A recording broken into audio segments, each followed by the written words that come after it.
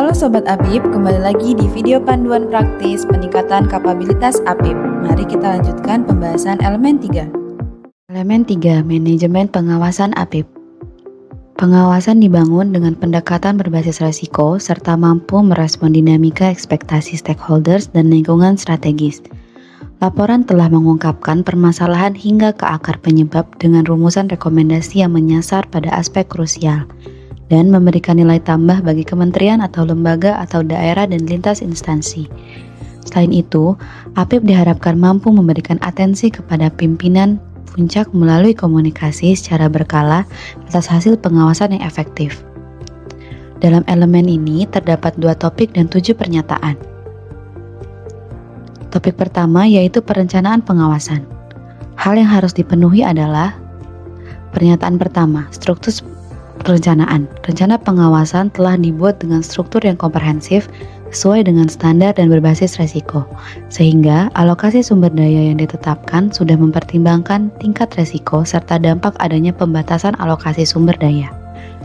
APIP telah memiliki pedoman atau panduan yang penyusunan PKPT yang telah mengacu pada standar pengawasan intern yang berlaku atau termutakhir. APIP telah menyusun perencanaan pengawasan yang komprehensif dan sesuai dengan pedoman atau panduan dan standar pengawasan yang berlaku. Sekurang-kurangnya memuat tujuan dan saran pengawasan, informasi jenis pengawasan, objek pengawasan, tingkat risiko terkait pengawasan, peta auditan atau audit universe, penilaian atau evaluasi atas profil risiko seperti risiko strategis, risiko operasional termasuk risiko fraud, dan pemprioritasan area pengawasan dan alokasi sumber daya pengawasan. Struktur perencanaan pengawasan mengakomodasi perubahan atau revisi atas perencanaan pengawasan atau PKPT terhadap dinamika perubahan lingkungan strategis, misal perubahan anggaran dan alokasi sumber daya pengawasan yang ditetapkan, telah mempertimbangkan tingkat risiko atas area pengawasan yang diprioritaskan dan ditetapkan. Terdapat prosedur identifikasi atau analisis atau telaah dampak atas adanya pembatasan alokasi sumber daya yang ditetapkan. Pernyataan kedua yaitu fokus dan sasaran pengawasan. Fokus dan sasaran atau lingkup pengawasan telah ditetapkan berbasis risiko, sehingga area pengawasannya menyasar pada program prioritas kementerian, lembaga, atau daerah, serta strategis pengawasannya berbasis risiko, atau pengawasan intern berbasis risiko. Kriteria prioritas yang dimaksud adalah program atau kegiatan dari kementerian, lembaga, atau daerah yang memiliki tingkat kepentingan atau urgensi yang lebih tinggi dibandingkan program atau kegiatan lainnya. Program atau kegiatan tersebut diprioritaskan oleh pimpinan kementerian, lembaga, atau daerah untuk menyasar target-target tertentu yang terhutang dalam dokumen perencanaan, instruksi, arahan, maupun berbagai pernyataan lainnya. Peta auditan atau audit universe disusun atas seluruh profil dan proses bisnis atas tata kelola manajemen risiko dan pengendalian intern di lingkungan kementerian, lembaga, atau daerah yang diidentifikasi menjadi auditable unit. Area pengawasan ditetapkan melalui proses penilaian kematangan risiko atau evaluasi atas risk register atau profil risiko atau risiko strategis, risiko operasional termasuk risiko fraud, dan pertimbangan manajemen risiko dan strategis atau jenis pengawasan yang ditetapkan terhadap area pengawasan bersifat compliance based and risk based sesuai dengan standar pengawasan yang berlaku.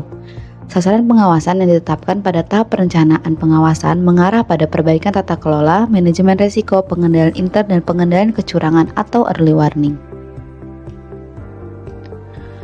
Pernyataan ketiga atau adaptif. Perencanaan pengawasan sudah menyelaraskan dengan sumber informasi kinerja, resiko, dan pengendalian serta dinamika atau perubahan lingkungan strategis.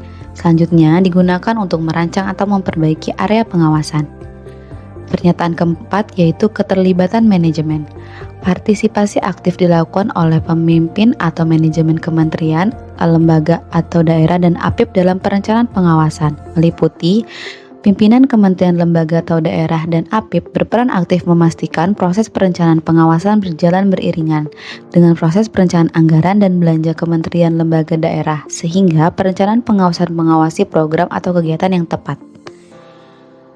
Pimpinan APIP dan manajemen kementerian, lembaga, daerah telah memahami tata kelola, manajemen risiko, dan pengendalian intern, termasuk pengendalian kecurangan. Proses penyusunan perencanaan pengawasan melibatkan lintas bagian atau bidang di internal APIP, misal bagian program dan perencanaan dengan inspektorat pembantu atau IRBAN. Manajemen kementerian, lembaga, atau daerah dilibatkan dalam proses penyusunan perencanaan pengawasan dalam rangka mendukung penilaian, kematangan resiko, dan pertimbangan manajemen, baik melalui focus group discussion, diskusi terfokus, dan surat menyurat. Berikut format kertas kerja PPBR yang dapat diakses pada link berikut. Topik kedua, pelaporan kepada manajemen kementerian, lembaga, atau daerah. APIP telah mengkomunikasikan secara independen, berkala, dan formal, baik tertulis dan tidak tertulis, konvergensi hasil pengawasan secara langsung kepada pimpinan organisasi kementerian, lembaga, atau daerah sesuai standar yang berlaku. Laporan telah mengungkapkan permasalahan hingga ke akar penyebab dengan rumusan rekomendasi yang bersifat strategis maupun operasional. Hal yang harus dipenuhi adalah: pernyataan pertama, kualitas penyajian laporan. Substansi atau laporan mencakup angka, tabel, atau matriks yang relevan. Penyajiannya sudah didukung dengan infografis dengan substantif. Laporan menyajikan hasil konvergensi, pengawasan, atau sintesis dari berbagai hasil pengawasan individu dalam rangka mendukung manajemen kementerian, lembaga, dan daerah dalam mengambil keputusan. Pernyataan kedua, kualitas rekomendasi dan nilai tambah strategis. Rekomendasi telah menyasar pada aspek-aspek krusial dan memberikan nilai tambah strategis terhadap kebutuhan pimpinan kementerian, lembaga, dan daerah. Aspek krusial adalah bagian atau dimensi yang menjadi fokus atau dianggap penting bagi pengambil keputusan. Nilai tambah strategis berarti informasi yang mendorong perbaikan tata kelola, manajemen resiko, pengendalian kecurangan, efisiensi, dan efektivitas program atau kegiatan, serta kontribusi terhadap tujuan atau target strategis. Informasi tersebut juga memberikan sudut pandang tambahan yang mendorong kementerian, lembaga, atau daerah untuk memenuhi tujuan utama program atau kegiatan prioritas.